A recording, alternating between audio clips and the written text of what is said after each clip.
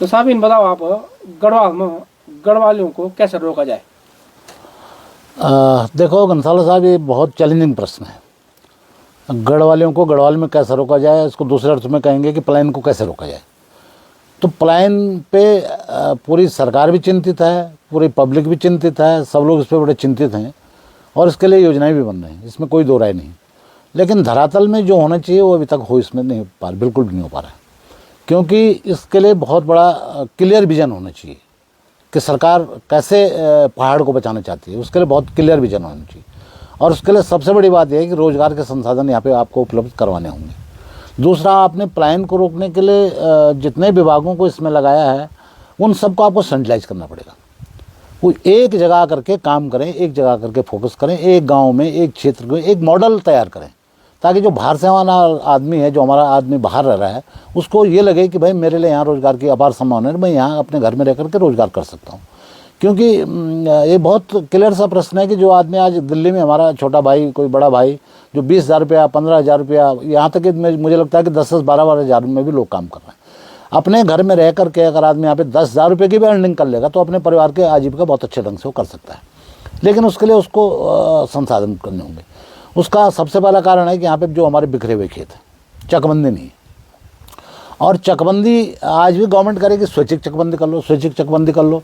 एक एक खाते के, जो गोल खाते हमारे यहाँ पहले बोलते थे, गोल खाते में एक एक खाते में 100-100, 150 हिस्सेदार हो गए हैं। आप कैसे किस किस को मनाएंगे, किस किस को आप कैसे कर लेंगे? बहुत चैलेंजिंग है। इसके लिए गवर्नमेंट को कानून बनाना होगा, कानूनन चकबंदी करनी होगी, तब जाकर के हो सकता है। और एक गवर्नमेंट के पास इसके लिए विजन नहीं है, उनके पास सिस्टम भी नहीं है अभी तक। चकबंदी का आप घूमिए पूरे स्टेट में, चकबंदी का कोई बहुत बड़ा सिस्टम डेवलप नहीं कर पाई हमारी गवर्नमेंट। तो सबसे पहले तो उसको इस पर फोकस करना होगा। भाई एक जगह पे हमारे खेत होंगे तो एक आदमी चाहे आलू उगा ले या कुछ भी उगा ले, हो हमारे यहाँ पे जड़ी बूटी बहुत अच्छे हो सकते हैं। ये लेमन ग्रास आप सामने देख रहे होंगे, लेमन ग्रास आप पड़ा, इस घास को, लेमन घास ही तो है, वैसे भी घास और के लेमन ग्रास भी कोई करेगा तो ये बहुत अच्छा कॉस्मेटिक प्लांट है।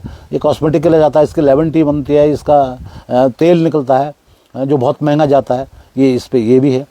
उसके अलावा जो विभाग हैं वो अपने अपने स्तर से, टूरिस्ट वाला कहीं काम कर रहा है, दूसरा विभाग कहीं काम कर रहा है, तीसरा विभाग कहीं एग्रीकल्चर कहीं कर रहा है, हॉर्टिकल्चर कहीं कर रहा है, अलग अलग टाइप से कर रहा है।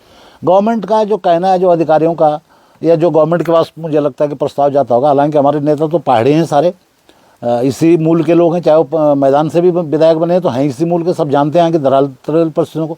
लेकिन पता नहीं, मुझे समझ में अभी तक ये बात नहीं आई कि लोग रिवर्स प्लान की बात कर रहे हैं। रिवर्स प्लान क्या हुआ, पहले तो इसको परिभाषित करना पड़ेगा। रिवर्स प्लान में आप किसी, जो हमारा भाई बॉम्बे में कोई बहुत बड़ा सेटल रोजगार, बहुत बड़ी फैक्ट्री है, तो आप उसकी फैक्ट्री को उठा के गाँव में ले आएंगे? नहीं ला सकते, असंभव काम है।